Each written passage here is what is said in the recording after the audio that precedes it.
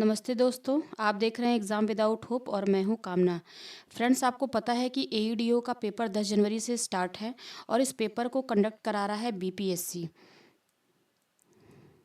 Friends, पिछले 2 video में हमने बीपीएससी के द्वारा जितने भी पेपर प्रीवियस ईयर में कराए गए हैं उनके सारे क्वेश्चंस को हिस्ट्री से रिलेटेड सारा हमने सॉल्व कर लिया है। देखो, आपको भी पता है कि एईडीओ का पेपर पहली बार हो रहा है। किसी को भी इसके बारे में पता नहीं है कि पेपर कैसा आएगा। तो इसका एक बेस्ट ऑप्शन ये हो सकता है कि बीपीएससी ने अभी तक जितने भी पेपर कराए हैं, हम उनको सॉल्व करके उनका एक माइंडसेट समझ सकते हैं कि पेपर किस टाइप का सेट होगा। तो उसी श्रृंखला को आगे बढ़ाते हुए आज से हमने प्रैक्टिस सेट की एईडीओ के लिए प्रैक्टिस सेट शुरू किया है और ये हमारा पहला प्रैक्टिस सेट है। 10 जनवरी तक ऐसे 25 के अराउंड प्रैक्टिस सेट को हम सॉल्व करेंगे, जिससे जब हम एग्ज़ाम में बैठेंगे तो हमें कोई दिक्कत फेस नहीं करनी होगी। तो चलो अब ज़्यादा बातें नहीं करते हैं और इस श्रृंखला में पहला क्वेश्चन देखते हैं कि देखो, एक चीज़ मैं थोड़ा सा और बताना चाहूँगी आपको कि जो ये एईडीओ का पेपर होगा ये 2 घंटे का होगा। यानी कि आपके पास 2 घंटे हैं और क्वेश्चन आपको कितने करने हैं? 100। तो आज जो हम ये 100 क्वेश्चंस का ये सेट पेपर है, तो आज हम जो क्वेश्चन करेंगे वो टाइमर लगा के करेंगे। यानी कि हम कोशिश करेंगे कि हमारा जो पेपर है 1 से डेढ़ घंटे के अंदर ख़त्म हो जाए। तो उस हिसाब से हम इसको करेंगे और थोड़ा-सा स्पीड में करने की कोशिश करेंगे। तो चलो हम देख लेते हैं आज हमारा पहला प्रश्न क्या है इस सेट का। कुम्हार स्थल संबंधित है प्राचीन किससे? तो हमारा आंसर हो जाएगा पाटलिपुत्र से। इसमें देखो बहुत ज़्यादा समझने की ज़रूरत नहीं है। हम सभी को पता है कि पटना को पहले पाटलिपुत्र कहते थे और वहाँ पे एक स्थल है कुम्हार स्थल। तो ये कुम्हार स्थल कहाँ पर है? पटना में ही है, जिसको पहले पाटलिपुत्र कहते थे। भारत सरकार का वित्तीय वर्ष कब से स्टार्ट होता है? तो बहुत आसान सा प्रश्न है ये। हम इसका आंसर दे सकते हैं 1 अप्रैल से लेके 31 मार्च तक का ये इनका वित्तीय वर्ष चलता है हर साल का। अगला हमारा क्वेश्चन जल्दी जल्दी सॉल्व करेंगे इसे। भारतीय संविधान में संशोधन करके शिक्षा का अधिकार कब जोड़ा गया? तो देखो, शिक्षा के अधिकार के लिए आपको एक चीज़ याद रखना है कि 86वां संविधान संशोधन ये कब आया था? ये आपको याद रखना है 2002 में। और इसके द्वारा संविधान में एक आर्टिकल जोड़ा गया था, आर्टिकल 21 का ए, जिसके तहत क्या किया गया कि 6 से 14 साल तक के बच्चों को राज्य के द्वारा अनिवार्य और निःशुल्क शिक्षा को प्रदान किया जाएगा। ये प्रावधान किया गया। तो ये कब से लागू हुआ था? 1 अप्रैल 2010 से। इसका आंसर हमारा हो जाएगा ए। ठीक है, अगला देख लेते हैं। किस अनुच्छेद के अनुसार भारत के राष्ट्रपति द्वारा राष्ट्रीय आपातकाल की घोषणा की जा सकती है? देखो, राष्ट्रपति द्वारा जो घोषणा की जाती है, आप 3 आर्टिकल आपको ध्यान रखने हैं। एक तो आर्टिकल याद रखना है आपको, आर्टिकल 352, आर्टिकल 356 और आर्टिकल 360। ठीक है, तो देखो ये आर्टिकल 360 जो है ये अभी तक एक बार भी नहीं लगाया गया है। आर्टिकल 356 को हम कहते हैं राष्ट्रपति शासन और आर्टिकल 352 यही जो है इसको कहते हैं राष्ट्रीय आपातकाल। इसमें 3 शब्द हमें देखने को मिलते हैं, क्या? सशस्त्र विद्रोह, सशस्त्र विद्रोह कहते हैं इसको, बाह्य आक्रमण, बाह्य आक्रमण। ठीक है, इस टाइप के शब्द हमें देखने को मिलते हैं। तो इसका आंसर क्या हो जाएगा? अनुच्छेद 352। अगला देख लेते हैं। जिस तारामंडल के तारे ध्रुव तारे की ओर संकेत करते हैं वो कौन है? तो ये सप्तऋषि मंडल है। यहाँ पे क्या होता है, देखो जो ये हमारी पृथ्वी है इसका जो उत्तरी गोलार्ध है, तो यहाँ पर आप देखोगे तो ये जो नॉर्थ पोल हमारा है, यहाँ पर ध्रुव तारा जो है वो 90 डिग्री का एंगल बनाता है। अगर क्वेश्चन आपसे ये पूछ दे कि ध्रुव तारे के द्वारा नॉर्थ पोल पे यानी कि उत्तरी ध्रुव पे कितने डिग्री का एंगल बनाया जाता है, तो आप बताओगे 90 डिग्री का। और ध्रुव तारे को उत्तरी गोलार्ध में हम कहीं से भी आसमान में एक ही जगह पे देख सकते हैं। तो ये किसका भाग है? सप्तऋषि मंडल का भाग है। अगला देख सकते हैं कि क्षेत्रफल में क्रम से भारत के 3 बड़े राज्य कौन हैं? तो बड़ा आसान सा है ये। सबसे पहले हमारा आता है राजस्थान का नंबर आता है, फिर मध्य प्रदेश का नंबर आता है, फिर महाराष्ट्र का और उसके बाद अपना उत्तर प्रदेश आ जाता है। अगला देख लेते हैं क्वेश्चन। ये आपको बस फटाफट सॉल्व करना है। भारत का प्रारंभिक इतिहास पुस्तक के लेखक कौन है? तो देखो, भारत का प्रारंभिक इतिहास पुस्तक को लिखा था V.A. स्मिथ ने। इन्होंने इस किताब को और किस नाम से हम जान सकते हैं? तो early history of early history of India. इसमें इन्होंने प्राचीन भारत का सबसे पहले व्यवस्थित इतिहास लिखने की कोशिश करी थी, इसलिए इनको कहते हैं कि ये क्या है, भारत का प्रारंभिक इतिहास इनके द्वारा ही लिखा गया था। अगर क्वेश्चन ये पूछ दे कि भारत का प्रारंभिक इतिहास सबसे पहले किसने लिखा था, व्यवस्थित इतिहास किसने लिखा प्राचीन भारत का, तो भी आप V A Smith he answer बताओगे। ये ध्यान रखना। बिहार प्रदेश में तेजी से विकास करने वाला उद्योग कौन सा है, तो देखो बिहार में अभी तो खाद्य प्रसंस्करण भी तेजी से विकसित कर रहा है, चीनी उद्योग भी है, दुग्ध भी है और विनिर्माण क्षेत्र भी है। तो इसका आंसर हम करेंगे एक से ज़्यादा, यानी कि आंसर नंबर ई, ऑप्शन ई। अगला देख लेते हैं कि बिहार में 1937 में गठित प्रथम भारतीय मंत्रिमंडल का नेतृत्व किसने किया, तो इसका आंसर हो जाएगा मोहम्मद यूनुस। देखो इसके लिए थोड़ा सा मैं आपको बताती हूँ कि जब 1935 के एक्ट के तहत 1937 में सबसे पहले जब चुनाव कराए गए, तो सबसे पहले वहाँ के जो गवर्नर थे उन्होंने कृष्ण सिंह को बुलाया और कहा कि आप आके अपनी सरकार बनाइए। कृष्ण सिंह ने मना कर दिया।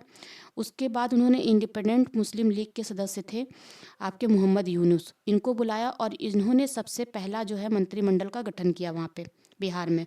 उसके बाद क्या हुआ कि कांग्रेस ने कहा कि हम अपनी सरकार बनाएंगे, उन्होंने इसका विरोध किया कि गवर्नर इस तरीके का काम कैसे कर सकते हैं। तो उसके बाद वहाँ के वायसराय ने भारत के वायसराय ने कहा कि ठीक है, हम अब संविधान के अनुसार जो भी चीज़ें हैं उसके अनुसार सरकार बनाएंगे, और श्री कृष्ण सिंह को बुलाया गया। उसके बाद इन्होंने यहाँ पे सरकार मंत्रिमंडल का निर्माण किया। तो सबसे पहले अगर पूछेंगे तो मोहम्मद यूनुस थे, उसके बाद ही आए। तो हमारा आंसर क्या होना चाहिए, मोहम्मद यूनुस। पटना लॉन का गांधी मैदान के रूप में नामकरण कब किया गया, तो आप इसका आंसर बताओगे। पिछले वीडियो में भी जब हम हिस्ट्री का क्वेश्चन कर रहे थे तो हमने भारत के स्वतंत्रता के अवसर पर इस क्वेश्चन को देखा था। तो इसका आंसर हो जाएगा भारत के स्वतंत्रता के अवसर पर। बिरसा को सोते हुए कब पकड़ा गया था, तो मैं एक बात आपको यहाँ बताऊँ कि मुंडा विद्रोह, ये बहुत इंपॉर्टेंट है और इसकी डेट हमेशा पूछता है। तो हम फटाफट करेंगे। देखो बहुत ज़्यादा डिटेल में मैं नहीं बताऊँगी आपको, डिटेल में नहीं जाऊँगी। ये इसका आपको ऐसे याद कर लेना। मुंडा विद्रोह कब का है, 1899 से 1900 के बीच का है। और इनको सोते हुए कब पकड़ लिया गया था, तो इनको सोते हुए पकड़ा गया था 3 मार्च 1900 को। कहाँ पे पकड़ा गया था इनको, तो मैंने पिछली वीडियो में आपको बताया था कि चाईबासा के जंगल में। कहाँ पे पकड़ा गया था इनको, मैं यहाँ लिख देती हूँ, चाईबासा के जामकोई जंगल में, जामको पाई। उस जंगल का नाम क्या था, जामको पाई, जो अभी कहाँ पर है, बंगाल में है। अगला देख लेते हैं, बिहार के चिरांद नामक पुरास्थल का प्राचीनतम संस्कृति है, कब की है, तो देखो ये है नवपाषाण काल की। और अगर क्वेश्चन आपसे ये पूछ ले कि चिरांद अभी किस जिले में है, तो आप बताओगे सारण जिले में है, ये सारण जिले का है। और भारत में नवपाषाण संस्कृति से संबंधित चिरांद जो है वो पहला स्थल है, ये भी आपको याद रखना है। अगर क्वेश्चन ये पूछे कि नवपाषाणिक स्थल में पहला स्थल कौन सा है भारत में नवपाषाणिक संस्कृति से रिलेटेड, तो आप बताओगे चिरांद। अगला देख लेते हैं, ज्ञान दीपक नामक पुस्तक की रचना किस महान संत ने की थी, तो इसका आंसर हो जाएगा दरिया साहब ने की थी। और इनको और किस नाम से जानते हैं, तो इनका एक उपनाम है बिहार वाले। ठीक है, इन्होंने दरिया साहब, इनकी एक आत्मकथा भी अपनी लिखी है दरिया साहब के नाम से। और दरिया साहब को कबीर का अवतार कहा जाता था, कबीर का अवतार। ठीक है, इन्होंने एक संप्रदाय की स्थापना की थी जिसका नाम है दरिया दासी संप्रदाय। ठीक है, तो हमारा आंसर क्या हो जाएगा, दरिया साहब। बिहार में तुर्क सत्ता का वास्तविक संस्थापक कौन है, तो इब्न बख्तियार खिलजी को हम बताएंगे, क्योंकि इसने क्या किया था 12वीं शताब्दी के आखिरी में। इसने कर्मनाशा नदी के पूरब की तरफ अपना सैन्य वो आंदोलन चलाया था, सैनिक विस्तार करने की कोशिश करी। और वहाँ पे सेन वंश के लक्ष्मण सेन थे। अंतिम ये भी आपसे पूछ सकता है कि वहाँ पे कौन सा राजा था, तो लक्ष्मण सेन बताओगे। किस वंश के थे, सेन वंश के थे। और इन्हें लक्ष्मण सेन हार जाते हैं और इब्न बख्तियार खिलजी क्या करता है, वहाँ पे खिलजी वंश की स्थापना करता है। ठीक। अगला हो जाता है आपका क्वेश्चन, अगला है भारत की पहली स्वदेशी रूप से निर्मित हाइड्रोजन ईंधन सेल फेरी बोट जिसका उद्घाटन मार्च 2024 में प्रधानमंत्री जी के द्वारा किया गया, इसको किसने विकास किया है इसका? तो आप इसका विकास किया है कोचिन शिपयार्ड लिमिटेड ने। ये करंट से रिलेटेड एक क्वेश्चन है। अगला है उत्तर भारत का पहला मानव डीएनए बैंक। देखो ये बहुत इंपॉर्टेंट है, ये पुराना है लेकिन ये पूछा जा सकता है। तो इसका विकास किया है बीएचयू यानी कि बनारस हिंदू विश्वविद्यालय ने। अगला हमारा क्वेश्चन है, मैं देखो स्पीड में इसलिए आपको बता रही हूँ क्योंकि हमें हमारा टारगेट है 1 से 1.5 घंटे में हमें 100 क्वेश्चन कर लेने हैं और इसी तरीके से आपको एग्ज़ाम में भी करना है। तो आप देखो वह एंजाइम जो हमारे मुंह में भोजन के साथ मिलता है कौन सा है? एमाइलेज। एमाइलेज क्या होता है? जो हमारी लार ग्रंथियाँ होती हैं वहाँ से स्रावित होता है, ग्रंथियाँ यहाँ से स्रावित होता है और ये क्या करता है? ये स्टार्च को शर्करा में बदलता है। स्टार्च को किस में बदलेगा? शर्करा में। ठीक है, तो हमारा आंसर क्या हो जाएगा? एमाइलेज हो जाएगा। लीची का खाद्य भाग क्या है? तो आप बताओगे लीची का खाद्य भाग एरिल है। ये है, इस तरीके से और भी एक दो पूछ सकता है। जैसे अगर पूछ दे कि आम का खाद्य भाग क्या है, तो आम का आप क्या खाद्य भाग बताओगे? मध्य फल भित्ति। इसका क्या है? मध्य फल भित्ति। ठीक है। अगर आपसे पूछ दे कि सेब का क्या है, देखो एक दो मैं आपको बता रही हूँ, बाकी का आप देख लेना। तो इसका मांसल क्या खाते हैं? इसका पुष्पासन। नारियल का अगर पूछ दे आपसे, नारियल का कौन सा भाग खाया जाता है? नारियल, तो आप क्या बताओगे? इसका खाते हैं भ्रूणपोष।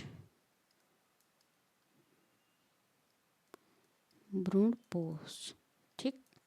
देखो अब ये जो लीची है इसका विकास कैसे होता है? अगर क्वेश्चन आपसे ये पूछ दे तो हम क्या बताएंगे? इसका विकास जो है रज्जु से होता है, जिसको बीज मंडल भी कहते हैं। मैं यहाँ पे लिख नहीं रही हूँ, बस मैंने बोल दिया है, आप इसको याद कर लेना।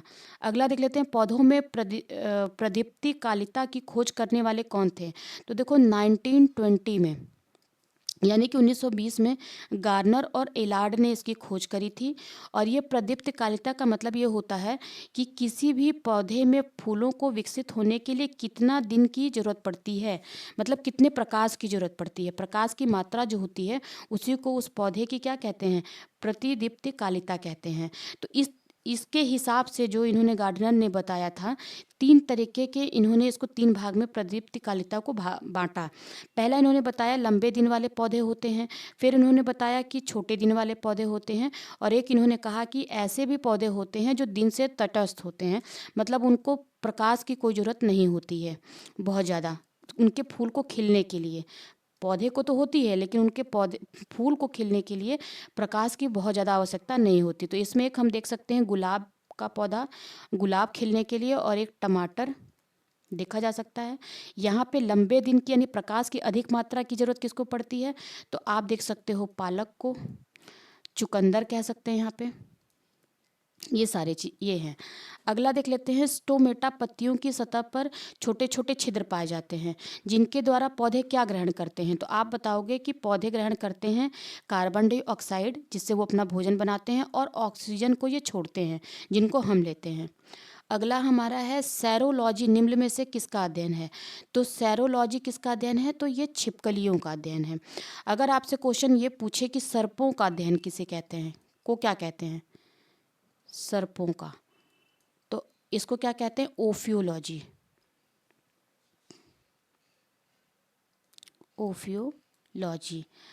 उभयचरों का या सरीसृपों का अध्ययन कहे पूछे आपसे, मैं यहाँ पे लिख देती हूँ उभयचरों। देखो ये कुछ कुछ जो बहुत इंपॉर्टेंट है, मैं बस उन्हीं को लिख रही हूँ। उभयचरों या फिर कह देते हैं इसको सरीसृपों का, सरीसृपों का।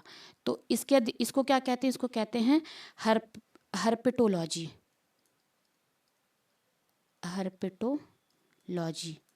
बाकी के आप और भी देख लेना किसको क्या कहते हैं, ये मैंने आपको बता दिया।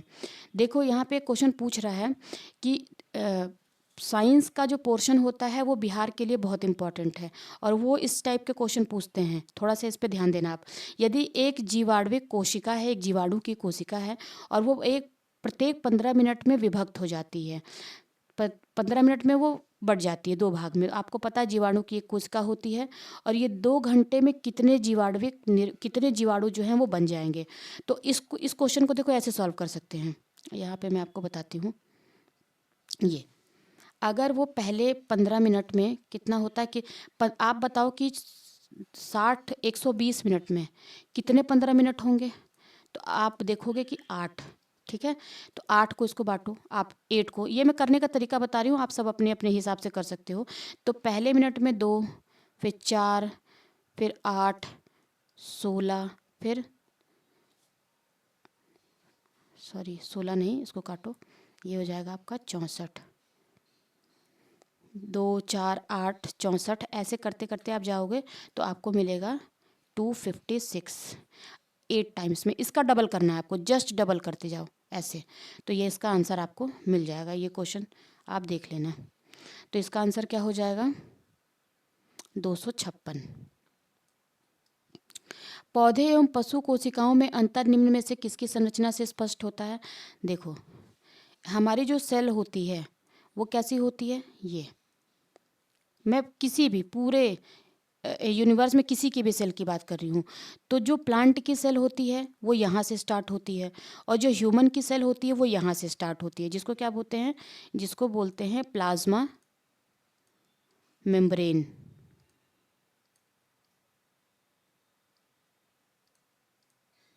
ठीक है, तो दोनों में क्या डिफरेंस है? जो एनिमल के सेल्स होते हैं उसमें सेल वॉल नहीं पाई जाती, ये वाला भाग नहीं पाया जाता। तो दोनों में डिफरेंस किसका है?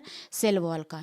बाकी चीज़ें सब में कॉमन है, एक ये जो बाहरी दीवार है इसी का डिफरेंस होता है। तो यही हमसे क्वेश्चन पूछ रहा है कि पौधे और पशु कोशिकाओं में अंतर मिलने से किसके कारण होता है? तो कोशिका भित्ति, जिसको इंग्लिश में बोलते हैं सेल वॉल। कोल्ड कंडीशंस में स्थिर रहने वाला आर्टिफिशियल स्वीटनर निम्नलिखित में से कौन सा है? तो जो हम कोल्ड ड्रिंक्स पीते हैं, वो सॉफ्ट ड्रिंक्स पीते हैं, उसमें हम डालते हैं स्पार्टम, ये चीनी से भी बहुत ज़्यादा मीठा होता है। कमरे के तापमान पर द्रव की स्थिति में रहने वाला धातु कौन सा है? आपको पता है कि जो भी हमारे मेटल होते हैं, यानी जो भी धातु होता है वो कमरे के तापमान पे ठोस होता है, लेकिन इसका एक अपवाद है पारा, जो कमरे के तापमान पे क्या होता है? द्रव स्थिति में होता है। ठीक है, अगला देख लेते हैं, लोहे का विशुद्धतम रूप कौन सा है? तो लोहे का जो विशुद्धतम रूप होता है वो होता है पिटवा लोहा। देखो, इसको याद करने का मैं तरीका बताती हूँ आपको। किसी को भी पीट इतना पीटो कि वो क्या हो जाए? बिल्कुल अपने सही रूप में आ जाए, शुद्ध रूप में आ जाए। तो इसलिए पिटवा लोहा अपने शुद्ध रूप में, बहुत इसकी पिटाई हुई है। अगर ज़्यादा पिटाई कर दोगे तो वो व्यक्ति कैसा हो जाएगा? वो व्यक्ति हो जाएगा आघात वर्ध्य, यानी कि इस पे आप इसको आगा पीट सकते हो, मार सकते हो बहुत ज़्यादा, और वो कैसा हो जाएगा? बहुत ज़्यादा तनु हो जाएगा, मतलब कि सॉफ्ट हो जाएगा, तन्य हो जाएगा, तनु नहीं तन्य हो जाएगा। तो ये मैंने याद करने का तरीका बताया है आपको। और ये तो इसका हमारा आंसर क्या है? आंसर है डी। कुछ और मैं आपको इसमें बता सकती हूँ? नहीं, टाइम ज़्यादा लगेगा, हम आगे देखते हैं अपने क्वेश्चन को। देखो, अगला है, ब्लीचिंग पाउडर का रासायनिक नाम क्या है? तो ये ब्लीचिंग पाउडर का रासायनिक नाम क्या है? Calcium oxychloride. और इससे अगर आपका फॉर्मूला पूछता है तो आप बताओगे CaOCl2। ठीक है, अगला हमारा है, ये तो बस याद करना है, इसमें कुछ ऐसी चीज़ है नहीं जो मैं आपको बताऊं।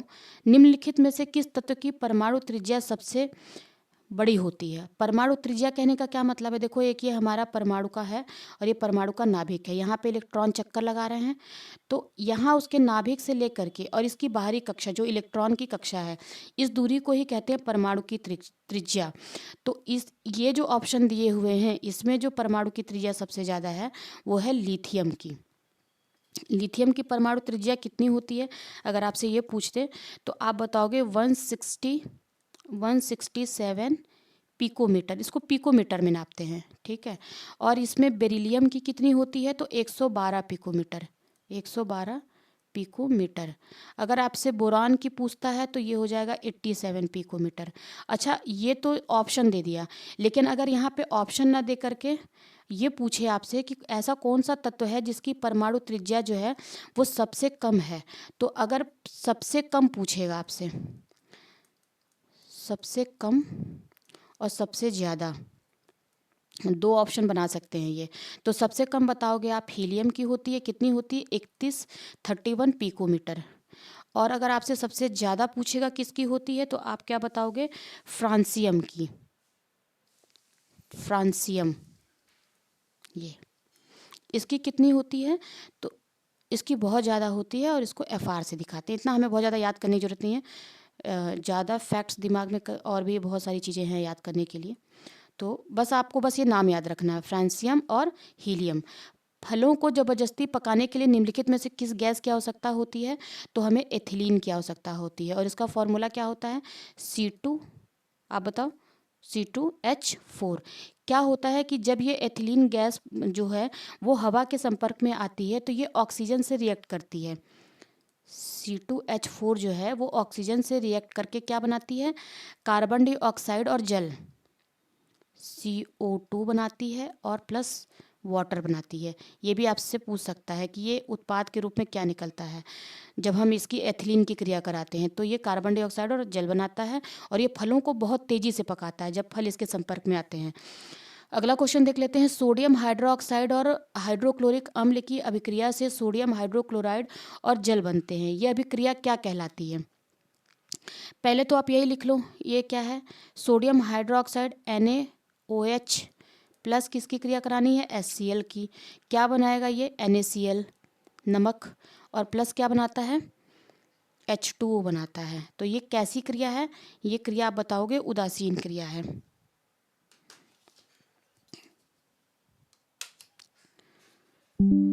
अगला क्वेश्चन देख लेते हैं, सभी चुंबकीय पदार्थ अपने चुंबकीय गुण खो देते हैं जब क्या होता है। देखो कोई चुंबक भी है ना, सभी चुंबकीय पदार्थों का ये गुण होता है कि जब उन्हें हम गर्म करते हैं तो धीरे धीरे अपना चुंबकत्व का गुण जो है वो ख़त्म कर देते हैं। यानी अगर किसी चुंबक को भी हम गर्म करें तो धीरे धीरे जो उसका चुंबकीय शक्ति है उसकी ख़त्म हो जाती है। फिर वापस अगर उसको ठंडा करने पर भी ये जो गुण है इसका वापस नहीं आता। तो ये क्या होता है, जब गर्म किए जाते हैं तो इनकी ये शक्ति ख़त्म हो जाती है। अगला है 50 डिग्री सेंटीग्रेड का मान फ़ारेनहाइट स्केल में क्या होगा। देखो ये क्वेश्चन आपको मिलेगा ही मिलेगा। इसका तरीका मैं आपको बताती हूँ।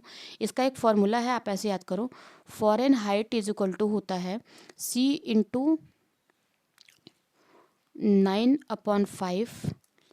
+ 32। अब 50 का पूछा उसने, 50 क्या दिया है, एक सेकेंड, 50 डिग्री सेंटीग्रेड दिया है इसने ना, 50 डिग्री सेल्सियस इसने दिया है। तो आप यहाँ पे वैल्यू यही बस आपको याद कर लेना। और ऐसा नहीं है कि इस पे क्वेश्चन देगा, ये कभी कभी फॉर्मूला भी पूछ देता है ऐसे ही कि फ़ारेनहाइट को सेल्सियस में बदलना है तो क्या करना है, सेल्सियस को बदलना है तो फॉर्मूला क्या होगा, तो ये इसका फॉर्मूला होता है। अब इसको हम पुट करते हैं यहाँ पे, तो 50 × 9/5, 5 10 90 + 32 इज इक्वल टू कितना हो जाएगा, 2, यानी कि 122 डिग्री फ़ारेनहाइट। ये इसका आंसर हो जाएगा। चेक करते हैं यहाँ पे, ये ठीक, बी। 40 डिग्री सेल्सियस का तापमान का मान आपको फ़ारेनहाइट में बताना है। तो फिर वही काम करना है, हमें क्या करना है, 40 × 9/5 प्लस, ये प्लस है, 32 करो 8, ये आ जाएगा 72 + 32 इज इक्वल टू कितना हो जाएगा, 4, यानी कि इसकी वैल्यू कितनी हो जाएगी, 104 डिग्री। ठीक, ये आपको याद कर लेना, ये फॉर्मूला से ही निकलेगा। संघनन क्या है, संघनन क्या होता है, तो संघनन आप बताओगे कि जब कोई वाष्प से द्रव अवस्था में परिवर्तन, यानी कि वाष्प से जब कोई चीज़ द्रव में बदलती है तो उसको संघनन कहते हैं। तो हमारा आंसर तो ये हो जाएगा। लेकिन अगर आपसे क्वेश्चन ये पूछे कि गैस जब ठोस में परिवर्तित होता है तो उसको क्या कहते हैं। देखो गैस जब भी बदलेगा तो पहले तरल में बदलेगा फिर ठोस में बदलेगा, लेकिन यहाँ पे गैस डायरेक्ट ठोस में बदल रहा है तो इसको कहते हैं, इस प्रक्रिया को कहते हैं निक्षेपण। याद रखना, ये क्वेश्चन पूछता है। और जब ठोस द्रव में बदलता है, यानी कि कोई सॉलिड है, बर्फ है, और वो पानी में बदलेगी तो उसको क्या कहते हैं, मेल्टिंग। ये हो गया। तो इसका आंसर तो फिलहाल हमारा क्या होने वाला है, संघनन में क्या होता है, वाष्प जो है वो द्रव में परिवर्तित होता है। सोनार तकनीकी का प्रयोग कहाँ करते हैं? देखो सोनार जो है वो क्या है, साउंड वेव पे काम करता है। किस पे काम काम करता है? साउंड वेव पे, यानी कि ध्वनि तरंग पे काम करता है। और ये इसमें कैसी ध्वनियाँ निकालता है? ये पराश्रव्य निकालता है, जिसको हम और आप नहीं सुन सकते। तो इसका यूज़ क्या होता है? पानी के नीचे पहाड़ों का पता लगाने में, या पानी के सतह पे हिमशैलों का पता लगाने पे, समुद्र की गहराई का पता लगाने में, और समुद्र के अंदर अगर कोई चीज़ है तो उसका भी पता लगाने में हम इसका यूज़ करते हैं। तो इसका आंसर क्या हो जाएगा? उपर्युक्त में एक से अधिक। चुंबकीय क्षेत्र है, चुंबकीय क्षेत्र क्या है? तो चुंबकीय क्षेत्र एक सदिश राशि है, सदिश राशि है। और सदिश राशि के एक दो और एग्जाम्पल देखना चाहें तो क्या बता सकते हैं? त्वरण, इसको तो याद कर लेना आप, अभी एक दो ही मैं बता रही हूँ आपको। एक याद रख सकते हैं हम, विस्थापन, ठीक है। ये सदिश राशियाँ कौन सी होती हैं? जिनको व्यक्त करने के लिए परिमाण के साथ साथ दिशा की भी जरूरत होती है, उसको सदिश राशि कहते हैं। अगर चुंबकीय क्षेत्र की आपसे यूनिट पूछे, यानी कि इसकी इकाई क्या है, इसका मात्रक क्या है, तो आप क्या बताओगे? इसका मात्रक क्या है? टेस्ला।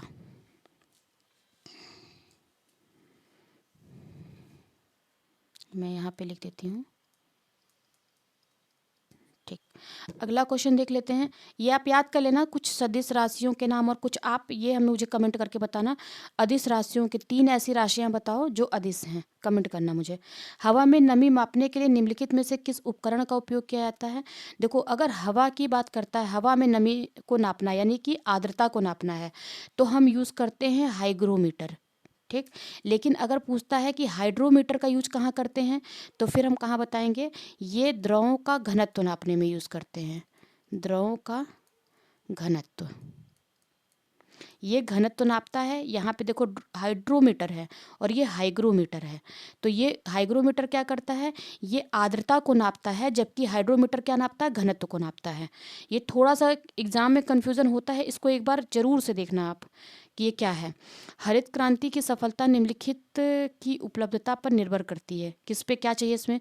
बीजों की उच्च पैदावार किस्म, पर्याप्त सिंचाई सुविधाएं, रासायनिक उर्वरक और कीटनाशक। आपको पता है कि सभी चीज़ें चाहिए हमें हरित क्रांति के लिए, इसमें कुछ ऐसा है नहीं बताने लायक। बिहार राज्य की शिशु मरणांक दर यानी कि आईएमआर, आईएमआर कितना है इसका, यानी कि शिशु मृत्यु दर कितना है? तो ये देखो बिहार की जो अभी फ़िलहाल है, अभी रिसेंट का, तो हम इसको बताएंगे बिहार का शिशु मृत्यु दर जो है वो 27 से 29 के बीच में मान लेते हैं, इतना है। 27 मान ले, 27 से 29 के बीच में है, तो अभी 27 इसको मान लेते हैं कि ये है। और झारखंड की कितनी है? तो झारखंड की 25 के अराउंड है। भारत की कितनी है? तो भारत की अखिल भारतीय स्तर पे कितनी है? तो 28 है। अब यहाँ से आप आंसर निकाल लो। बिहार राज्य की शिशु मृत्यु दर कितनी है? प्रति 1000 पे इसको काउंट करते हैं ना, ये याद रखना। एमआर किस पे काउंट करते हैं? प्रति 1000 पे,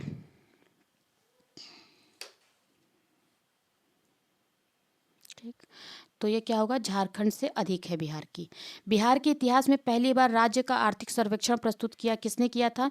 तो ये देखो 2008 9 2006 7 में प्रस्तुत किया था, सुशील मोदी जी के द्वारा प्रस्तुत किया गया था। तो ये क्या क्वेश्चन पूछा इन्होंने? बिहार का आर्थिक सर्वेक्षण पहली बार प्रस्तुत किया गया था, ये याद रखना आप। राष्ट्रीय नियोजन में रोलिंग प्लान की अवधारणा लागू की गई। देखो रोलिंग प्लान का जो कॉन्सेप्ट आया, वो अगर पूछे कि किसने दिया, तो आप बताओगे गुरनार मिर्डल थे। इन्होंने अपनी एक बुक लिखी थी एशियन ड्रामा, उसमें इसका जिक्र किया था, और इसको लागू किया था जनता पार्टी की सरकार ने 1978 में, 1978 में। तो हमारा आंसर क्या हो जाएगा? जनता पार्टी की सरकार। ये एक एक साल का प्लान होता है, इसी को रोलिंग प्लान कहते हैं। गरीबी का अंतर दर्शाता है, क्या दर्शाता है भाई गरीबी का अंतर? विकसित देशों और विकासशील देशों के बीच बुनियादी सुविधाओं का अंतर, ठीक है। गरीबी रेखा और उस रेखा से नीचे रहने वाले सभी लोगों के वास्तविक आय स्तर के बीच का अंतर। विकसित देशों और विकासशील देशों के बीच अंतर, उपर्युक्त में से एक से अधिक या कोई नहीं। तो इसका आंसर हो जाएगा गरीबी रेखा और उस रेखा से नीचे रहने वाले सभी लोगों की वास्तविक आय और स्तर के बीच का अंतर। नीति आयोग की जो एक मल्टी डायमेंशनल पॉवर्टी इंडेक्स है, इसमें अभी देखो ये 2022-23 का है, तो हमें ये काट करके रिसेंट का लेना है। ठीक, अभी हम 2024-25 का डेटा देखते हैं। इसमें अगर पूछे आपसे टॉप पर कौन है, यानी कि सबसे गरीबी कहाँ बिल्कुल भी नहीं, पहले तो ये देखो कि इसको नापता कौन है। मल्टी डायमेंशनल पॉवर्टी इंडेक्स को कौन नापता है, तो ये नापेगा नीति आयोग। क्वेश्चन आपसे डायरेक्ट ऐसे भी पूछ सकता है। ये भारत में है, लेकिन अगर पूरे वर्ल्ड लेवल पे बोलेगा तो फिर इसको यूएनडीपी और ये ऑक्सफोर्ड वाले मिलके नापते हैं। तो इसमें सबसे सबसे कम गरीबी कहाँ पर है, तो हम बताएंगे कि सबसे कम गरीबी है केरल में।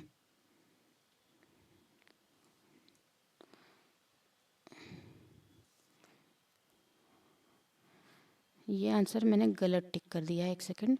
विकसित देशों और विकासशील देशों के बीच अंतर होगा ना, गरीबी का अंतर क्या बताता है, विकसित देशों और विकासशील देशों के बीच में क्या अंतर है, इसी के आधार पे तो हम बताते हैं। ये टिक गलत हो गया है। तो हमने ये क्या देखा यहाँ पे, तो सबसे कम गरीब अगर पूछेगा तो हम क्या बताएंगे, केरल। यहाँ पे गरीबी बिल्कुल भी नहीं है। और सबसे ज़्यादा मतलब सबसे निचला स्थान किसका है, तो हमारा आंसर हो जाएगा बिहार का। और उसके बाद फिर इनका भाई झारखंड, और फिर इन सब का भाई उत्तर प्रदेश।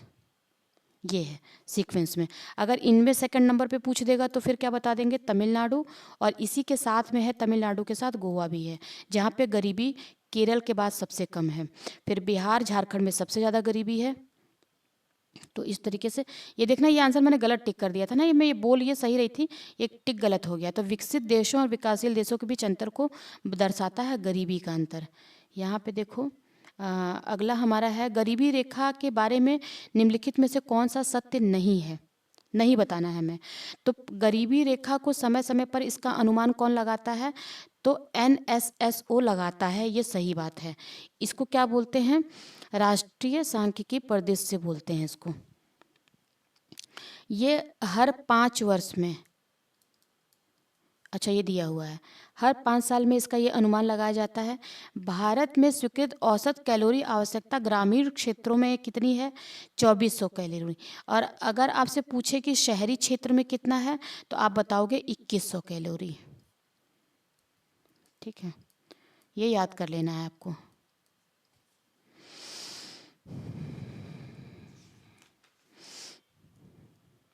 राष्ट्रीय प्रतिदर सर्वेक्षण के द्वारा ये जारी किया जाता है हर 5 वर्ष में।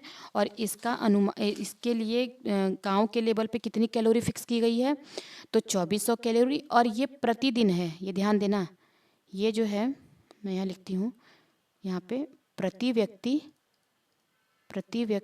प्रतिदिन है, प्रतिदिन, ये साल का नहीं है, एक दिन का है, प्रति व्यक्ति। ठीक, तो ये इसका हमारा आंसर क्या हो जाएगा, उपर्युक्त में से ये सभी सही हैं। ठीक, राष्ट्रीय प्रतिदर सर्वेक्षण इसको नापता है, समय समय पे इसका अनुमान लगाता है, लगभग कितने समय में, तो 5 ईयर्स में। भारत में जो औसत कैलोरी फिक्स की गई है कि एक गांव के व्यक्ति को कितनी कैलोरी की ज़रूरत होती है पर डे, तो आप बताओगे 2400 कैलोरी की। एक शहरी व्यक्ति को कितने की ज़रूरत पड़ती है, तो 2100 कैलोरी की। तो इसका आंसर क्या हो जाएगा, उपर्युक्त में एक से अधिक। यदि किसी राज्य की विधानसभा का अध्यक्ष यानी स्पीकर पद त्यागना चाहे तो उसे अपना त्यागपत्र देना चाहिए। किसे देना चाहिए, तो इसके लिए हमारा एक आर्टिकल है, आर्टिकल 179। ये कहता है कि जो हमारे अध्यक्ष हैं, स्पीकर और अध्यक्ष और उपाध्यक्ष, ये दोनों, ये हैं उपाध्यक्ष लोकसभा के या राज्यसभा के। ठीक है, तो ये क्या करते हैं, ये अपना इनको देंगे और ये अपना इनको देंगे, क्या, त्यागपत्र। जब इनको त्यागपत्र देना होता है तो अध्यक्ष उपाध्यक्ष को त्यागपत्र देते हैं और उपाध्यक्ष क्या करते हैं, अध्यक्ष को त्यागपत्र देते हैं। ये कहाँ लिखा हुआ है, राज्य से संबंधित आर्टिकल 179 के तहत। विधान परिषद के सदस्यों की न्यूनतम संख्या कितनी होगी, देखो इसके लिए हमारा एक आर्टिकल है, आर्टिकल 171, मैं यहाँ पे लिखती हूँ, आर्टिकल 171 का 1 क्लॉज 1 क्या कहता है, ये कि विधान परिषदों की संख्या, विधान परिषद की संख्या विधानसभा की कुल सदस्य संख्या से 1/3 से ज़्यादा नहीं होनी चाहिए, लेकिन न्यूनतम कितनी होनी चाहिए? न्यूनतम 40, इससे कम भी नहीं होनी चाहिए। तो हमारा आंसर क्या हो जाएगा? 40। और किस आर्टिकल में लिखा है? आर्टिकल 171 का क्लॉज 1 कहता है कि विधान परिषद के सदस्यों की संख्या विधानसभा के कुल सदस्यों की संख्या के 1/3 से ज़्यादा नहीं होना चाहिए, लेकिन ये संख्या न्यूनतम 40 ही भी होनी ही चाहिए, इससे कम नहीं होनी चाहिए। ठीक है, अगला देख लेते हैं। उच्च न्यायालय में न्यायाधीशों की संख्या निर्धारित करने का अधिकार निम्नलिखित में से किसके पास है? तो देखो, इसके लिए हमारा एक आर्टिकल है। पहले तो इसका आंसर हो जाएगा राष्ट्रपति।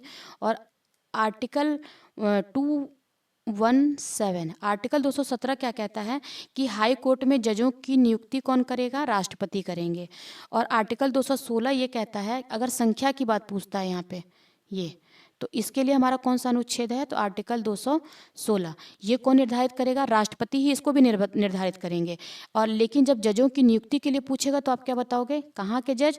हाई कोर्ट के, ध्यान देना। तो आर्टिकल कौन सा? 217। और ये राष्ट्रपति जी जो ये जजों की नियुक्ति करते हैं तो किसके परामर्श पे करते हैं? तो chief justice of India plus उस राज्य के राज्यपाल के परामर्श पे, संबंधित राज्य के राज्यपाल के परामर्श पे। ये भी क्वेश्चन आपसे पूछा हुआ है कई बार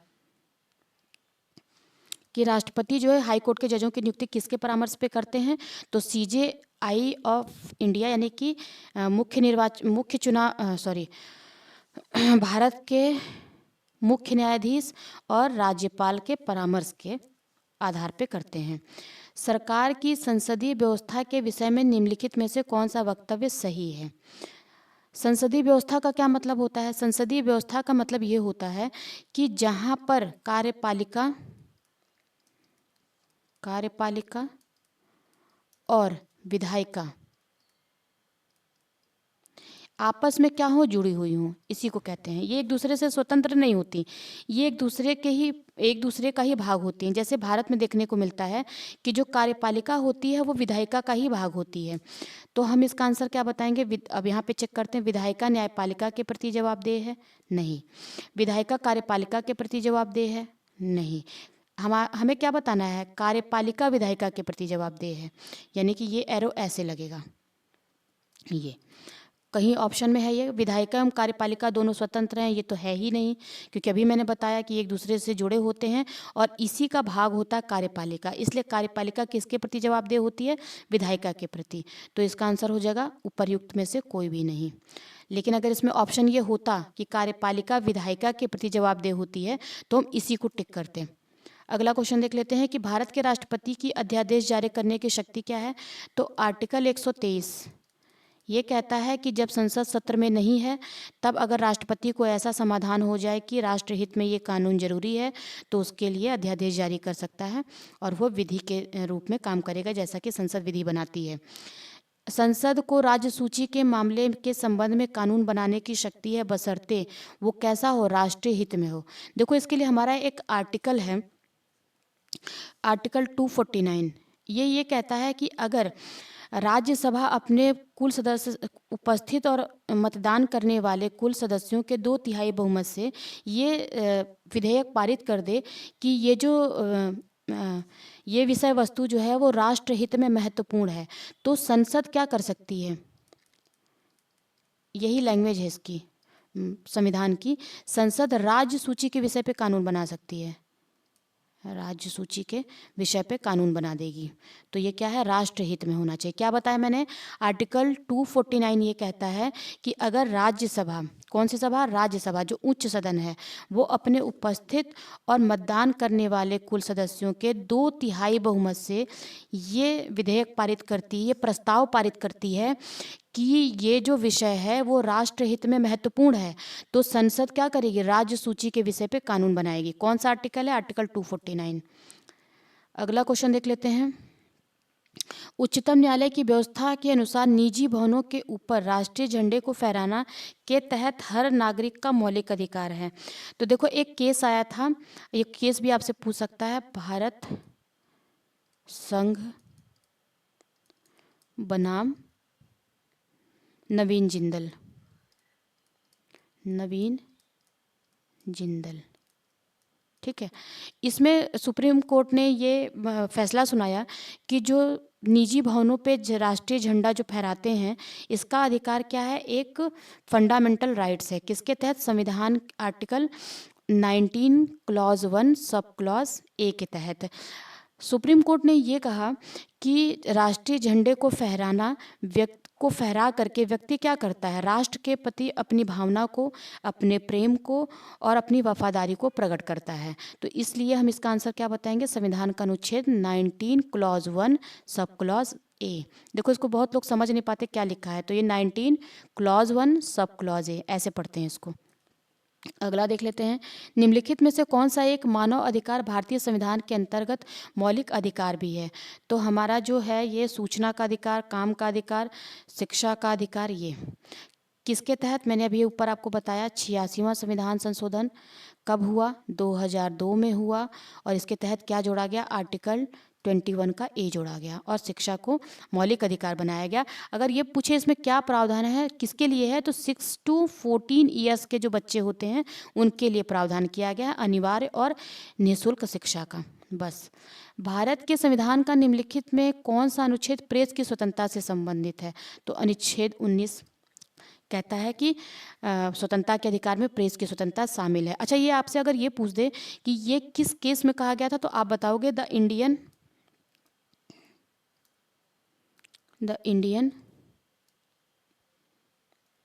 न्यूज़पेपर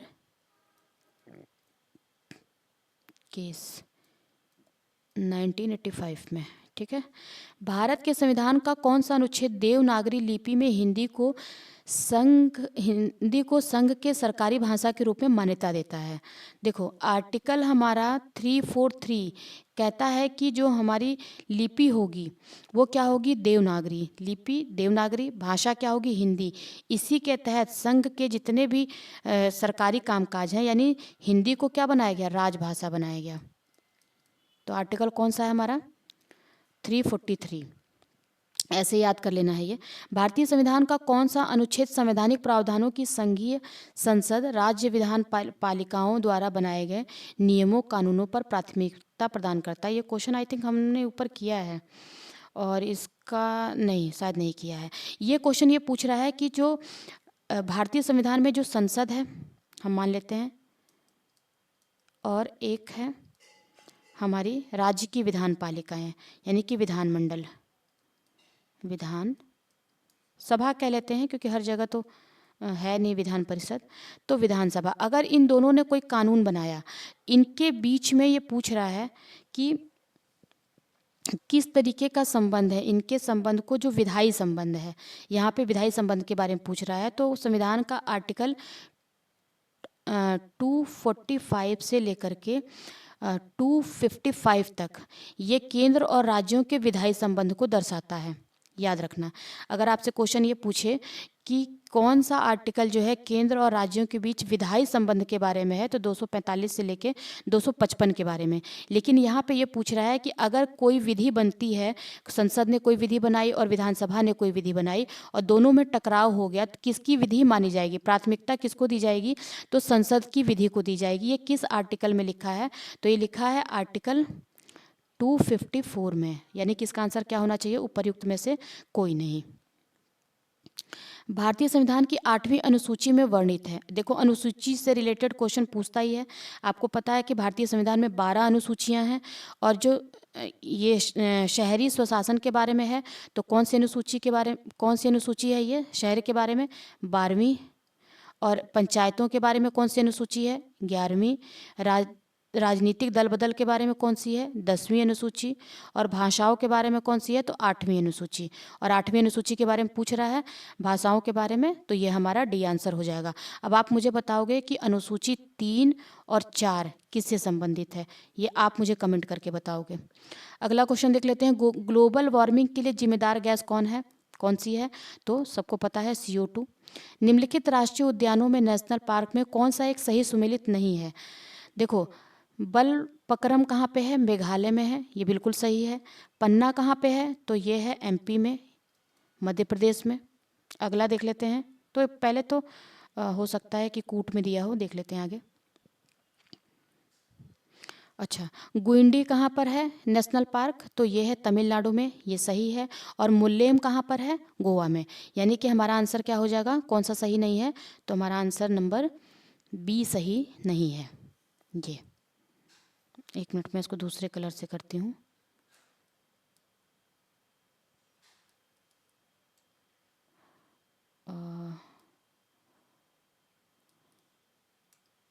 ये हमारा आंसर हो जाएगा बी। ठीक, अगला देख लेते हैं। देखो मैं फास्ट इसलिए करा रही हूँ क्योंकि ये हमारा टेस्ट सीरीज चल रहा है और बहुत ज़्यादा डिटेल में जाएंगे तो बहुत टाइम लगेगा, और हमें प्रैक्टिस ये करनी है कि 1 से 1.5 घंटे के अंदर हमारा पेपर जो है वो ख़त्म हो जाए, हम 100 क्वेश्चन को आराम से कर पाएँ, क्योंकि बीच बीच में वो चेक करने के लिए भी बहुत सारे आते हैं और टाइम हमारा वेस्ट होता है। तो हमारी स्पीड इतनी तेज़ होनी चाहिए कि 1 से 1.5 घंटे में हमारा 100 क्वेश्चन कंप्लीट हो जाए। अगला क्वेश्चन देख लेते हैं। निम्नलिखित संघ राज्य क्षेत्रों में किसमें सबसे कम क्षेत्र वनाच्छादित है? देखो ये जो रिपोर्ट आती है इसको बोलते हैं वन स्थिति रिपोर्ट। ठीक, ये हर 2 साल में आती है। कहाँ से आती है ये भी पूछ सकता है आपसे, तो आप बताओगे देहरादून से आती है। और अभी रिसेंट में कौन सी रिपोर्ट जारी हुई है? तो 18वीं रिपोर्ट जारी हुई है। ठीक है, और ये 18वीं रिपोर्ट कौन सी है? 2023 की है, रिसेंट में भी आई है।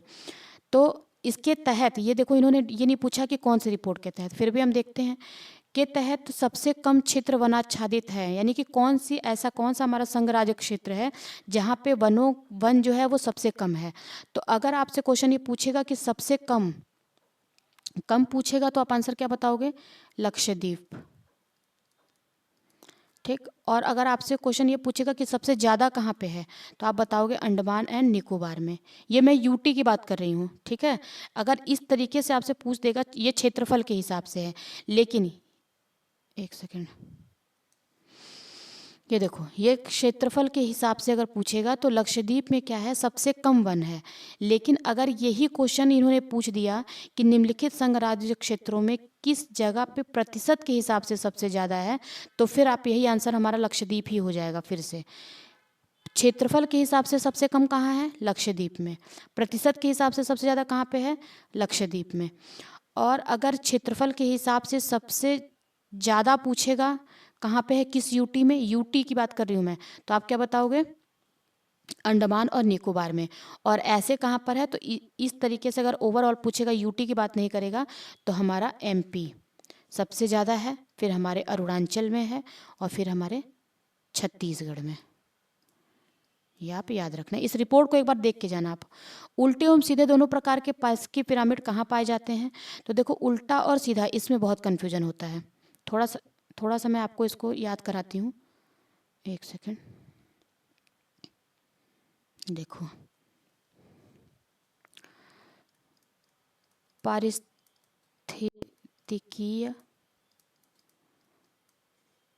पिरामिड,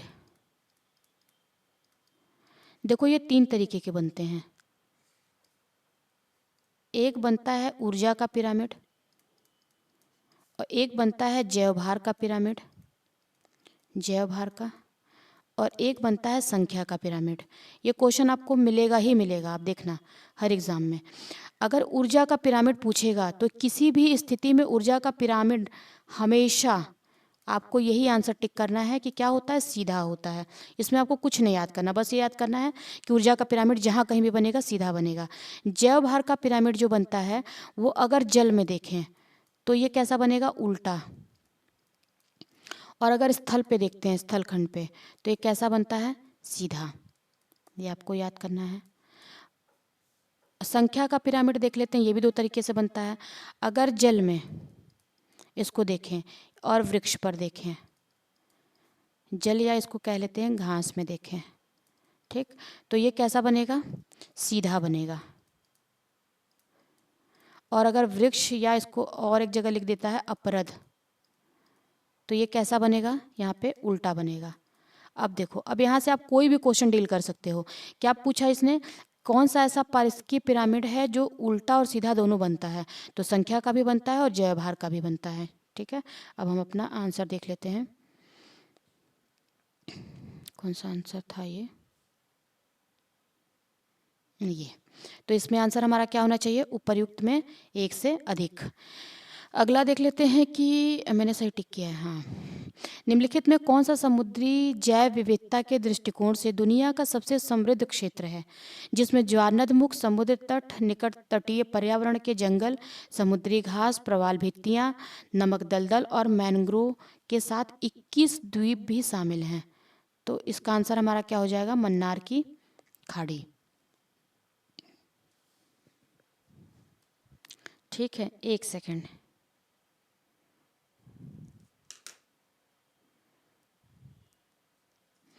अगला देख लेते हैं, सुर्खियां बटोरने वाली लिस्बन घोषणा किस इकाई के संरक्षण से संबंधित है। तो लिस्बन जो घोषणा है, अगर आपसे ये डेट पूछ ले ये कब अपनाई गई थी, तो 2022 की घोषणा है ये, और ये महासागरों के संरक्षण से संबंधित है। अगला क्वेश्चन हमारा, निम्नलिखित में कौन सा कथन सही है, देख लेते हैं। 2011 की जनगणना के अनुसार सिक्किम की जनसंख्या 10 लाख है। 2011 की जनगणना के अनुसार सिक्किम की जनसंख्या क्या है, 6.10 लाख है। क्षेत्रफल की दृष्टि से उत्तर प्रदेश भारत का सबसे बड़ा राज्य है। अभी हमने ऊपर पढ़ा कि सबसे बड़ा कौन सा है, राजस्थान है। उसके बाद हमारा आता है एमपी, और उसके बाद हमारा आता है महाराष्ट्र, और उसके बाद हमारा आता है यूपी। तो ये तो हमारा कट गया। भारत का क्षेत्रफल विश्व के क्षेत्रफल का कितना परसेंट है, तो 2.4% है। तो हमारा आंसर क्या हो जाएगा, 6.110 है। 6 लाख कह रहा है एग्जैक्ट, तो हम कहेंगे उपर्युक्त में से कोई नहीं, या राउंड फिगर में इसको देख लेते हैं, तो इसका आंसर हो जाएगा 1। भारत में 2001 से 2011 में दशकीय महिला जनसंख्या वृद्धि दर कितनी थी, यानी कि 10 साल में महिलाओं की जनसंख्या में कितनी वृद्धि हुई है। तो 10 साल में महिलाओं की जनसंख्या में कितनी वृद्धि हुई है, 18.12% की वृद्धि हुई है। अगर क्वेश्चन आपसे ये पूछे कि यहाँ पे महिला की जगह पे पूछ दे कि पुरुषों की जनसंख्या के बारे में बताइए, इनकी 10 की वृद्धि दर कितनी रही है, तो आप क्या बताओगे, 17.19%।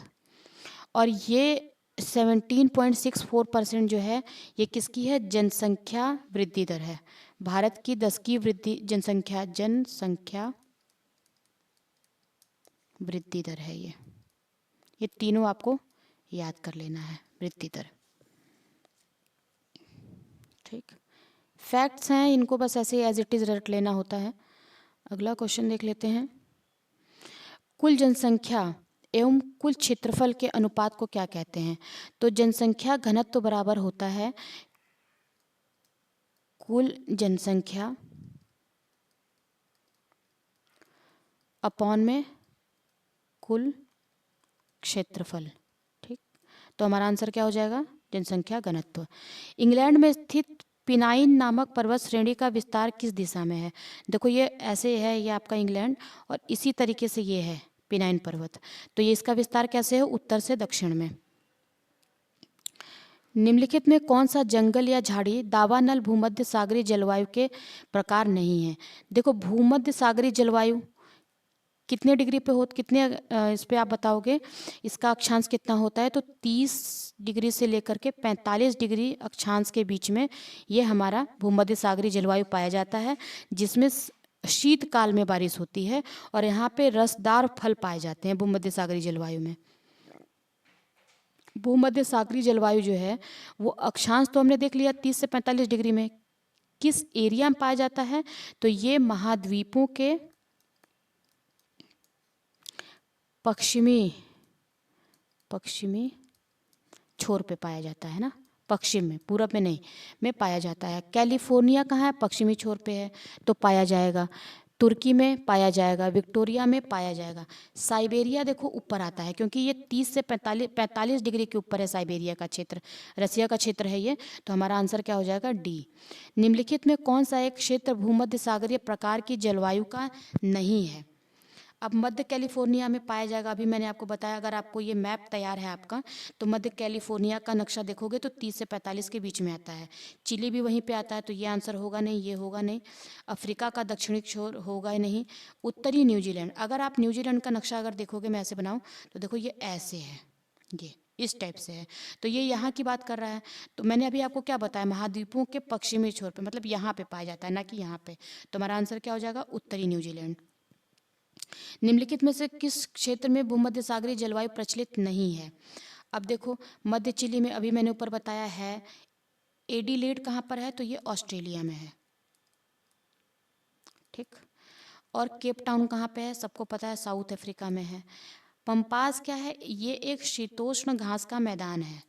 शीतोष्ण घास का मैदान कहाँ पे पाया जाता है, ये ऐसे भी देख ले, पूछ लेता है क्वेश्चन। तो पंपास पाया जाता है अर्जेंटीना में। यानी कि ये जो है यहाँ पे भूमध्य सागरीय जलवायु प्रचलित नहीं है। केप टाउन में है, मध्य चिली में है, एडिलेड में है। अगर आप इनका नक्शा देखोगे तो आपको ये 30 से 45 डिग्री के बीच में और पश्चिमी छोर पे दिखेंगे, यहाँ पाया जाता है। लेकिन पंपास जो अर्जेंटीना में पाया जाता है, ये एक सॉरी ये उष्ण घास का मैदान है। एक मिनट, मैंने ये गलत लिख दिया है, काटो इसको। इसको आप करोगे, क्या है ये, उष्ण घास का मैदान है, ठीक है, ये ध्यान देना, ये मैंने गलती से लिख दिया है। खगोल वैज्ञानिकों द्वारा खोजे गए अत्यधिक ऊर्जा वाले पार्टिकल अमैत रासु का नामकरण निम्न आधार पर किया गया है। किसके नाम पे किया गया है, अमैतेरासु क्या है, एक जापानी सूर्य देवी हैं, इन्हीं के नाम पे एक ऊर्जा वाला पार्टिकल खोजा गया है जिसमें एनर्जी बहुत ज़्यादा है, और इसका नाम रखा गया है अमैतेरासु, यानी जापान की सूर्य देवी। चंद्रमा के समान कौन सा ग्रह दिखाई देता है, तो ये बुध दिखाई देता है, और शुक्र दिखाई देता है। तो शुक्र इसमें ऑप्शन में नहीं है, तो बुध मार देते हैं ऑप्शन, आंसर हमारा। सूर्य एवं पृथ्वी के बीच अधिकतम दूरी होती है। देखो, दो कॉन्सेप्ट है यहाँ पे, अपसौर का और है उपसौर का।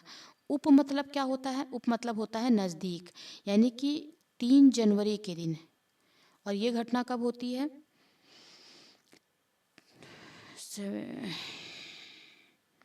4 जुलाई के दिन, ठीक। देखो, जब क्वेश्चन आपसे ये पूछेगा कि पृथ्वी और सूर्य के बीच अधिकतम दूरी कब होगी, तो आप बताओगे अपसौर में। अप मतलब दूर और उप मतलब नज़दीक। तो जब पूछेगा पृथ्वी और सूर्य के बीच में दूरी सबसे कम कब होती है, तो उपसौर में होती है, और ये डेट क्या है, 3 जनवरी की। अपसौर में क्या होता है, पृथ्वी और सूर्य के बीच दूरी जो है वो मैक्सिमम होती है, और ये घटना कब होती है, 4 जुलाई को। तो ये डेट भी पूछ देता है, आपको याद रखना है। निम्नलिखित लौह अयस्कों में बैलाडीला में किसका खनन होता है। पहले तो आपको यही याद रखना है कि बैलाडीला है कहाँ पे, तो बैलाडीला कहाँ पे है, छत्तीसगढ़ में है, छत्तीसगढ़ में, ठीक। और ये किसके लिए है प्रसिद्ध, यहाँ पे हेमेटाइट लौह अयस्क की खान है, यहाँ पे इसका खनन होता है। अगला देख लेते हैं हम। देखो, हमें 1 से 1.5 घंटे के अंदर अपना क्वेश्चन पेपर करना है। शीत ऋतु में तमिलनाडु के तटीय क्षेत्रों में वर्षा होने का कारण क्या है। आपको पता है कि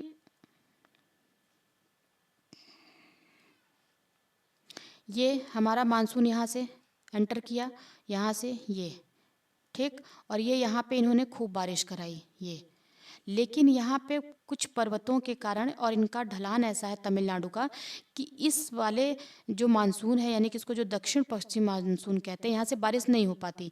लेकिन जब यही मानसून वापस लौटता है, यानी कि उत्तर पूर्वी मानसून से यहाँ पे शीतकाल में बारिश होती है। तो किस मानसून से बारिश होती है, लौटते हुए दक्षिण पश्चिम मानसून। ये मानसून जो है क्या हो रहा है, लौट रहा है। दक्षिण पश्चिम मानसून देखो, ये जा रहा है और यहाँ से फिर यही वापस आता है, तो इसी से बारिश होती है। ये इसको ये भी लिख के आ सकता है कि उत्तर पूर्वी मानसून से, तब ये लौटते हुए शब्द नहीं देगा यहाँ पे, तब यहाँ पे लिखेगा उत्तर पूर्वी मानसून। अभी क्या लिखा, यही दक्षिण पश्चिम जो जा रहा है ये वापस आता, तो यहाँ पे बारिश होती है। हैदराबाद में दक्षिण पश्चिम मानसून की वापसी की सामान्य तिथि क्या है। अभी ये लौटता है तो यहाँ बारिश करता है, तो वही अक्टूबर नवंबर दिसंबर के आसपास बारिश होती है, तो 15 अक्टूबर के आसपास। त्रिवार्था के अनुसार भारत की जलवायु किस प्रकार की है। तो देखो, भारत की जलवायु के बारे में अलग अलग वैज्ञानिकों ने अपना अलग अलग मत दिया है। तो अगर त्रिवार्था की बात करते हैं तो ये कहते हैं कि भारतीय जलवायु जो है वो उपोष्ण मानसूनी प्रकार की जलवायु है, ये हमें याद कर लेना है। किस रेखांश पर भारतीय मानक समय अपनाया जाता है? तो भारतीय मानक समय किस पे अपनाया जाता है? 82.5 डिग्री पूर्व, याद रखना। ये अगर हम यहाँ से बात करें तो ये बीचों बीच इसको 0 डिग्री है ये यहाँ पे, और यहाँ से आती है 82 है ना, हाफ डिग्री, ये भारत की है। और ये कितने राज्यों से होके जाती है? तो आप बताओगे 5 राज्यों से। भारतीय उपमहाद्वीप में भारतीय उपमहाद्वीप जो है पूर्व में मूलतः एक भाग था। किसका भाग था? तो ये बड़ा आसान सा प्रश्न है, गोंडवाना लैंड का पार्ट था। पहले ये था पेंजिया, फिर ये टूटा अंगारा लैंड, ये अंगारा लैंड, और ये गोंडवाना लैंड में टूटा, ये आगे बढ़ा, और यह भारत जो है इसी का पार्ट है। तो गोंडवाना लैंड आंसर बताएंगे। ग्रीनविच माध्य समय, जिसको जीएसटी से कहते हैं, भारतीय मानक समय से कितना आगे रहता है? यानी कि ये जो हमारा 82.5 डिग्री हमने फिक्स किया है, ये कितना आगे है ग्रीनविच से 0 डिग्री से? तो आप बताओगे 5.5 घंटे आगे है। 1815 में प्रकाशित राजा राम मोहन राय की पहली पुस्तक का नाम क्या है? तो तुहफत उल मुवाहिद्दीन इनकी किताब का नाम है, जिसको कहते हैं एकेश्वरवादियों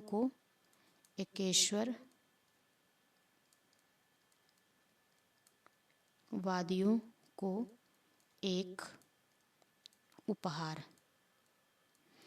ठीक है, ये भी लिख के आ सकता है, एकेश्वरवादियों को उपहार नामक पुस्तक किसने लिखी है? तो राजा राम मोहन राय ने लिखी है, और इनकी पहली पुस्तक थी ये। देखो कहीं कहीं पे इसकी जो डेट है ना 1815 तो यहाँ लिखा है, लेकिन कहीं कहीं पे इसकी डेट 1803 भी मिलती है। तो ये भी आप ऑप्शन के हिसाब से देख लेना। दक्कन एजुकेशन सोसाइटी के संस्थापक कौन थे? तो थोड़ा सा इसके बारे में मैं आपको बताना चाहूँगी। तो इसके लिए ये पेज लेते हैं, यहाँ बताती हूँ मैं आपको। जब बात करता है, ये नाम आपको याद रखना है, दक्कन एजुकेशन सोसाइटी।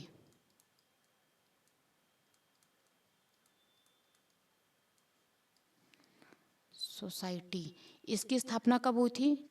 24 अक्टूबर 1984 में।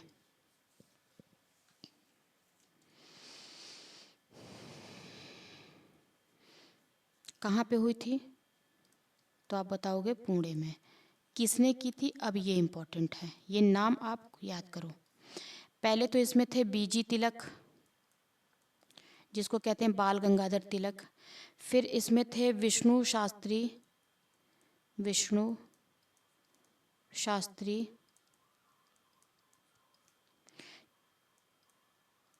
चिपळूणकर।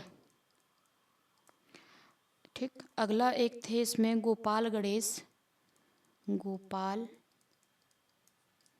गणेश आगरकर। फिर एक नाम आप ये बताओगे यहाँ पे, महादेव बल्लाल नाम जोशी। और एक नाम और महत्वपूर्ण है, जो लिख के कभी कभी आ जाता है कि कौन इससे संबंधित नहीं है, वामन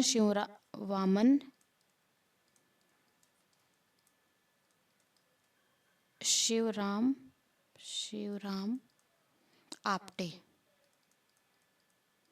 ठीक है, तो ये कुछ नाम है जो दक्कन एजुकेशन सोसाइटी से जुड़े थे, जिसकी स्थापना ओ हो, ये देखो, ये है 84 करो इसको पहले। ठीक है, ह्यूमन एरर है ये 84 है। 24 अक्टूबर 1884 में इसकी स्थापना हुई थी। अगला देख लेते हैं हमारा क्वेश्चन क्या है। देखो जल्दीबाजी में ऐसे एग्ज़ाम में भी क्वेश्चन गलत होते हैं, तो थोड़ा सा आप दिमाग डाइवर्ट ना हो, आराम से देख देख के ये प्रैक्टिस करोगे तो आप वहाँ पे क्वेश्चन हो जाएंगे। इसमें क्या आंसर करेंगे हम? बाल गंगाधर तिलक, बाकी ये इनसे संबंधित है नहीं। अबुल कलाम आज़ाद के द्वारा किस पत्रिका को संपादित किया गया? देखो यहाँ पे कुछ पत्रिकाओं के नाम दिए गए हैं, जैसे ये पत्रिका है कॉमरेड, तो इसको किसने किया था?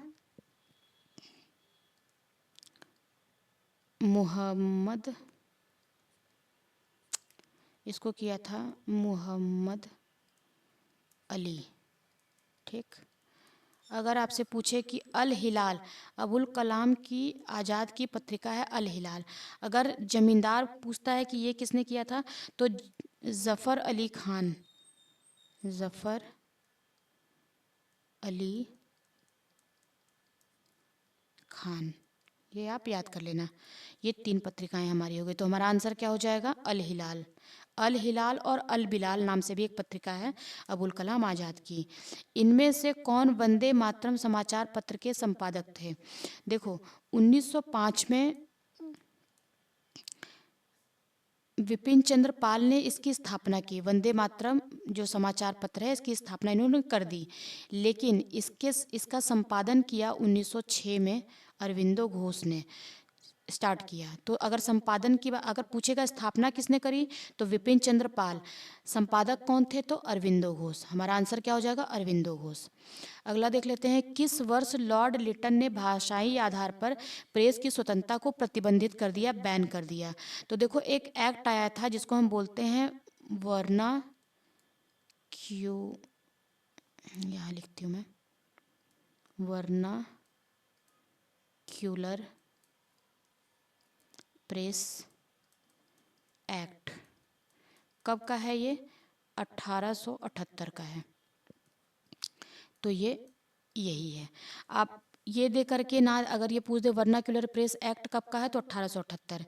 भाषाई आधार पर प्रेस की स्वतंत्रता को प्रतिबंधित किस एक्ट के तहत किया गया? तो वर्नाक्युलर प्रेस एक्ट। दोनों का आंसर यही होगा। 1857 के विद्रोह में एक नेता थे कुंवर सिंह। अभी हमने पिछली वीडियो में देखा हिस्ट्री का, जब हम सॉल्व कर रहे थे पेपर, तो कुंवर सिंह कहाँ से थे? जगदीशपुर से थे।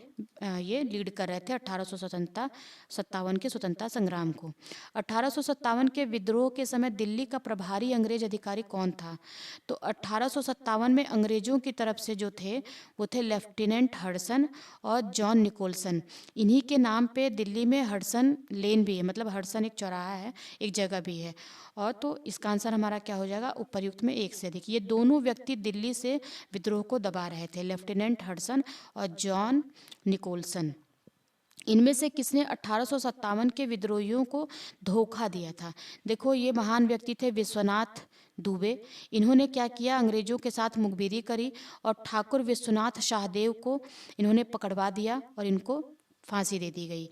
गणपत पांडे भी थे, इनको भी मुखबिरी करके फंसाया गया और इनको भी फांसी दे दी गई। तो हमारा आंसर क्या हो जाएगा? विश्वनाथ दुबे। ये ही महान व्यक्ति थे जिन्होंने इतना अच्छा काम किया था। अच्छा काम का मतलब मैं टॉन्ट मार रही हूँ, इन्होंने धोखा दिया था। शेरशाह की भू लगान व्यवस्था निम्नलिखित में से किसकी तुलना किससे की जाती है? देखो जो भू लगान व्यवस्था की बात करते हैं तो इसमें 3 तरीके की व्यवस्था दी गई है। अभी तो बस नाम ऐसे दे दिया इन्होंने, तो हमारा इसका आंसर हो जाएगा रैयतवाड़ी व्यवस्था ये। लेकिन थोड़ा सा अगर हम इसके बारे में जानना चाहें, क्योंकि क्वेश्चन ही पूछता है और मैं बहुत स्पीड में आपको बताऊंगी। भू राजस्व व्यवस्था। देखो अंग्रेज जो थे तो इन्होंने 3 तरीके की भू राजस्व व्यवस्था को लागू किया। पहला हम देख लेते हैं जिसको हम कहते हैं स्थायी बंदोबस्त। स्थायी बंदोबस्त, या इसी को कहते हैं, एक नाम से और जानते हैं जिसको कहते हैं जमींदारी व्यवस्था, या इसका एक नाम और है सूर्यास्त कानून की व्यवस्था। ठीक है, ये तीनों इसी का नाम है। अगला देख लेते हैं ना, एक था रैयतवाड़ी व्यवस्था और एक है महालवाड़ी। क्वेश्चन ये पूछता है आपसे कि महालवाड़ी कब लागू हुई? 1822 में। किसने लागू किया इसको? तो आप बताओगे हॉल्ट मैकेंजी। ये कितने % भूभाग पे थी? तो ये 30% भारत के, मतलब ब्रिटिश एरिया जितना उन्होंने जीता था उसके 30% भूभाग पे थी। रैयतवाड़ी की बात कर लें तो ये इसको किसने लागू किया था? सबसे पहले इसको लागू तो किया था कैप्टन रीड ने। कैप्टन रीड ने कब लागू किया था? 1792 में। लेकिन इनका एक ये प्रयोग था, ये पूरी तरीके से व्यवस्थित रूप से लागू नहीं था। कहाँ पे लागू किया था? ये क्वेश्चन आपसे पूछता है। मद्रास के 12 महल में, 12 महल जिले में लागू किया था। लेकिन फिर इसकी सफलता के बाद इसको 1820 में थॉमस मुनरो ने पूरे साउथ इंडिया में इसको लागू किया। और ये कितने परसेंट भूभाग पे था? तो 51% भूभाग पे था। जब बात इसकी आती है तो इसको 1793 में लागू किया गया। और इसको लागू करने वाले व्यक्ति कौन थे? तो थे वो लॉर्ड कार्नवालिस। ठीक है, ये कितने भाग पे था, परसेंट पे था? तो 19%। अब देखो यहाँ से क्वेश्चन आपसे कुछ भी पूछे भू राजस्व व्यवस्था के बारे में, स्थायी बंदोबस्त, जमींदारी या सूर्यास्त वाला, ये तीनों नाम एक ही है। कब लागू हुआ? 1793 में। किसने लागू किया? कार्नवालिस ने। कितने परसेंट क्षेत्र पे था? 19% पे। रैयतवाड़ी को किसने इसका प्रयोग 12 महल में किसने किया अगर पूछेगा तो? कैप्टन रीड ने। इसको व्यवस्थित रूप से किसने लागू किया? तो थॉमस मुनरो ने। कब? 1820 में। और सबसे ज़्यादा एरिया पे यही था, 51% भूभाग पे था। अगला महालवाड़ी व्यवस्था देख लेते हैं। ये भारत के पश्चिमी क्षेत्र में लागू था और ये 1822 में लागू हुआ। हॉल्ट मैकेंजी ने लागू किया और ये 30% भूभाग पे था। तो इस तरीके से हमारा ये भू राजस्व व्यवस्था थी। जो रैयतवाड़ी व्यवस्था थी, इसमें जो टैक्स होता था, टैक्स जो लेते थे अंग्रेज,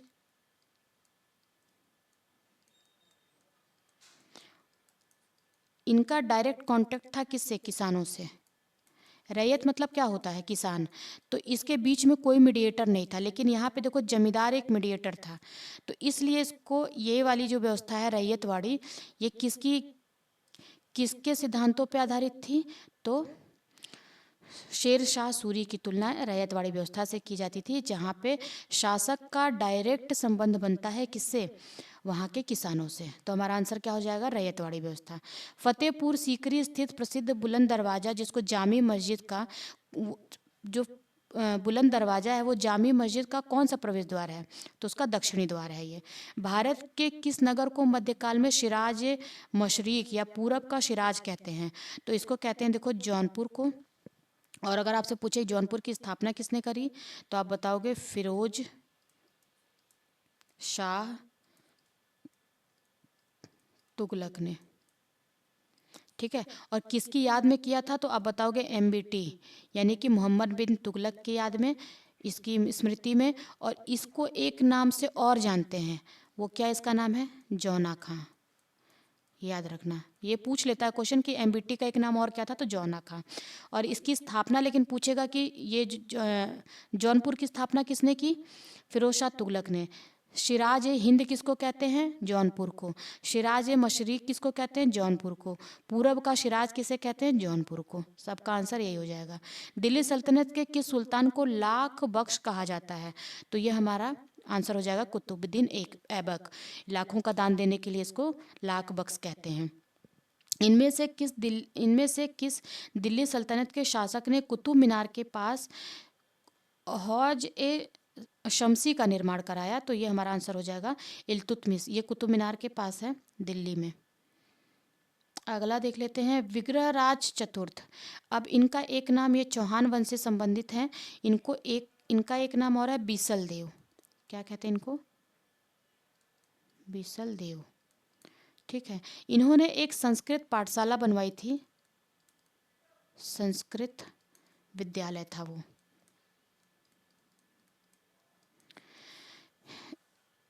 इसी विद्यालय पे को लूट करके किसने?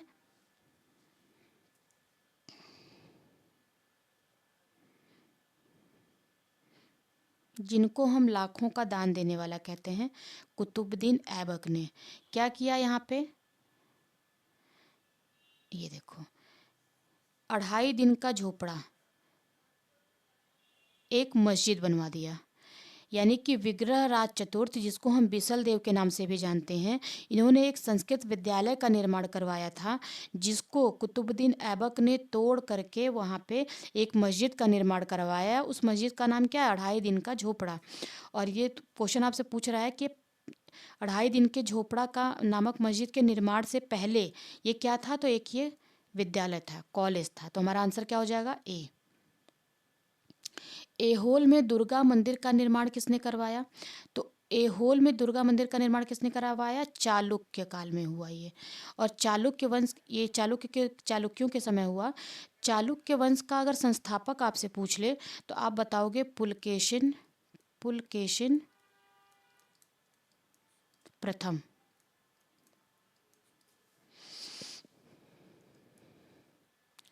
इन्होंने अपनी राजधानी कहाँ पे बनाई? चालुक्यों की राजधानी कहाँ पे थी? तो वातापी, जिसको आज वर्तमान में बादामी कहते हैं, और इसी राजधानी के चलते इनको बादामी के चालुक्य भी कहा जाता है। ठीक है, तो इसका आंसर क्या हो जाएगा? बी। ये क्या कहे जाते हैं? बादामी के चालुक्य। इसका निर्माण किसने करवाया था? इस वंश की स्थापना किसने की थी? पुलकेशिन प्रथम ने। अगला देख लेते हैं। सिंधु घाटी के लोग थे, क्या थे? शाकाहारी भी थे और मांसाहारी भी थे। ये गेहूं, जौ, मछली ये सब कुछ खाते थे, तो ये हमारा आंसर सी हो जाएगा। चनहूदड़ो, जो हड़प्पा संस्कृति का एक ब्यूटी पार्लर था, एक स्थल है जो किससे संबंधित है? ब्यूटी पार्लर कहने का मतलब यहाँ पे लिपस्टिक वगैरह मिले हैं, साज सजने का सामान मिला है, और कारखाने मिले हैं मनके वनके बनाने के। तो ये कहाँ पर है? पाकिस्तान के सिंध प्रांत में है। क्वेश्चन ये भी पूछता है कि ये सिंधु नदी के किस तट पे है? तो आप बताओगे सिंधु नदी के लेफ्ट में है, यानी कि बाएं तट पे है चनहूदड़ो। अच्छा, इसकी खोज अगर आपसे पूछ दे कि ये चनहूदड़ो की खोज किसने की थी और कब की थी, तो इसकी खोज 1931 में की गई थी एनजी एन जी मजूमदार के द्वारा। पुरुषार्थ कितने प्रकार के होते हैं? हमारा अगला क्वेश्चन देखो, टाइम के अकॉर्डिंग थोड़ा स्पीड बढ़ाते हैं। पुरुषार्थ कितने प्रकार के होते हैं? तो हमारा हिंदू धर्म ये कहता है कि पुरुषार्थ जो है वो 4 प्रकार के होते हैं: धर्म, अर्थ, काम और मोक्ष। बस इतना ही हमें जानना है।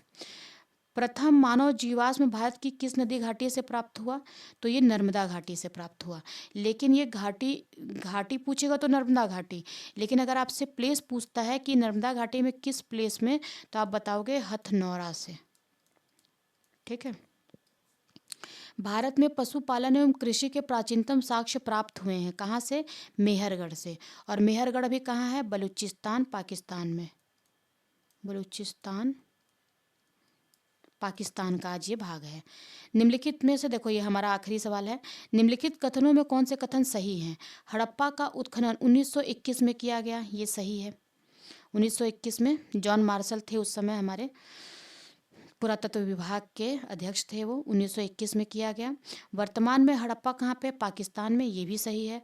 हड़प्पा ब्यास नदी के किनारे, गलत। हड़प्पा कहाँ पे है? रावी नदी के किनारे है। और आप मुझे कमेंट में बताओगे कि मोहन